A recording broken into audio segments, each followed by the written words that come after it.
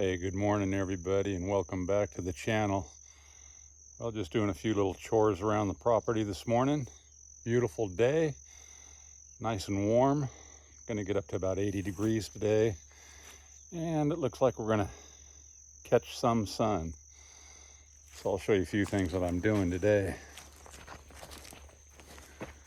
Make my way back to where I gotta get some chores done. Doing a little choring, filling up the reverse osmosis drinking water. And one of these propane tanks, this one here, just went dry, so I flipped over my regulator switch to that one.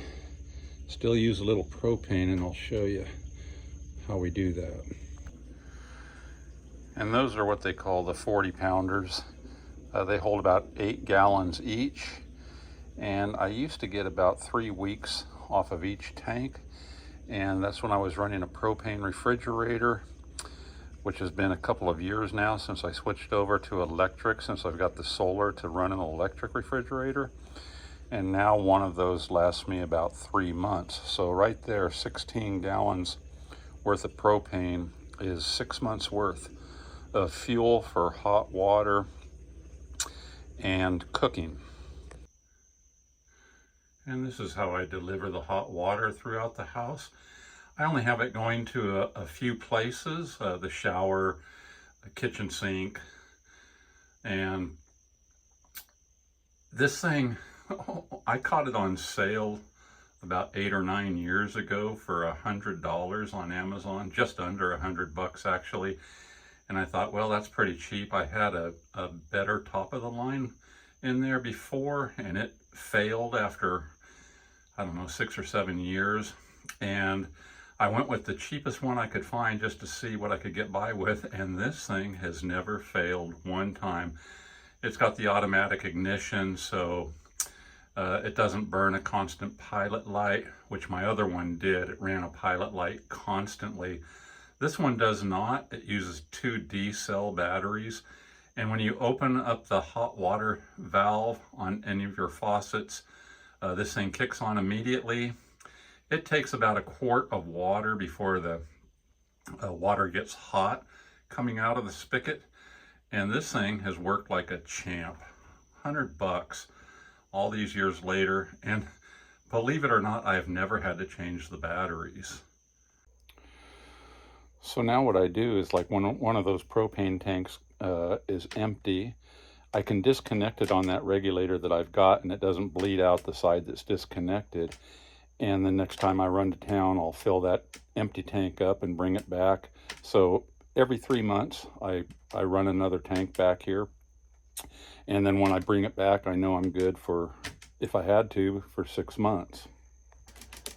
And as a lot of you guys know, I try to not use any gas out here, gasoline. And now that I've got my solar systems up to where I need them to be, I'm not using any gas for electricity, which in years past I've had to rely on a generator to some degree, not very often, but every now and then, depending on the conditions, especially in the winter time. Sometimes I'd have to fire up that generator to top my batteries off, but boy, I mean, so far lucky this year. Haven't fired up the generator at all, and we'll see how the winter goes. But yeah, not using any gasoline for power anymore, which is the big thing. And I have weaned myself off the propane quite a bit, from only having about 6 weeks worth of propane in those 8 to 9 gallons a tank. Depending, if they run all the way dry, they can hold about 9 gallons. And propane's been holding at about $4 a gallon out here, so call it $40 a tank every time I fill up, and I can get, like I said, 3 months per tank, so that breaks down to be pretty cheap. So roughly speaking, and pretty close, about $3 a week in propane, so $12 a month is about the total expenditure of a utility bill since I've upgraded the solar system. Now, when I was running, I used to run a 7 cubic foot propane refrigerator freezer, very small, but they work very well. And that thing averaged about 2 gallons a week. And, you know, for the past 30 years, we did basically rely on propane refrigeration. Propane back when I first started living off grid was about 50 cents a gallon. And then, like I said, out here now it's about $4 a gallon. So I'm glad to have weaned myself off of that quite a bit. I do plan on adding some solar hot water to get that off the gas as well. And just got a new stove and oven a couple of years ago that's pretty efficient and it is used heavily every single day. But yeah, I'm pretty happy with the fact that I've got my propane bill down to just that minimal amount, you know, $12 a month, basically. Sometimes a little less, sometimes just a skosh more. But the biggest thing that saved me was getting off the propane refrigerator. And now the electric refrigerators are so efficient. And I've showed you mine many times, and it just runs effortlessly on solar. You know, in the on position or when it's running and cycling, 50 to 70 watts is about average. And of course, it's not running constantly. It just gets it up to the temperature that you want it set at. And I keep mine just, you know, a little under 40 degrees. So it's running 24/7, and it just doesn't tax the system that hard. And for those of you that have been following me the past couple of years, you know that these were my first lithium iron phosphate batteries, and this is what I was relying on all of my power for a couple of years ago. And because I sometimes couldn't keep up with just this as I started introducing new appliances, refrigerator, freezer, another deep freezer, I did put this Victron charger, and this is that blue smart charger, 12 volt, 30 amp charger. I absolutely love it. I used to have to use it. Yeah, I tied it in here in a permanent situation so I could just fire up that generator when need be and top these batteries off to where I want them.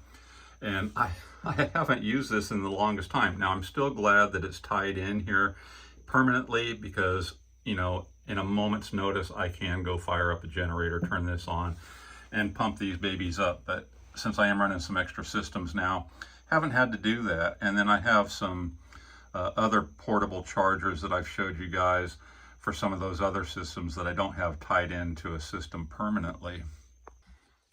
And I do always keep some gas on hand in case I do need to be running that generator. I mean, we can get some extremely dark days out here with virtually no solar at times. If a big system comes in on here and just takes the sun out of the equation for a long time. So I always keep some for backup, but I'm telling you, I don't even remember the last time I filled that thing up just to have it ready to go. It's it's been a very long time, and I mean like a year probably since I've needed any gasoline whatsoever, and I just love that. So I'm going to be weaning myself a little bit more off of the propane. I really love having all the redundancy to, no matter what I'm running, that I've got it covered, you know, backup for the backup. And then like on a day like today, I mean, here we go, catching great sun. Solar pretty much does what I need all the time. And I really don't mind using a little propane right now. Like I said, it's not a big expenditure. My goal is always to not need any gas.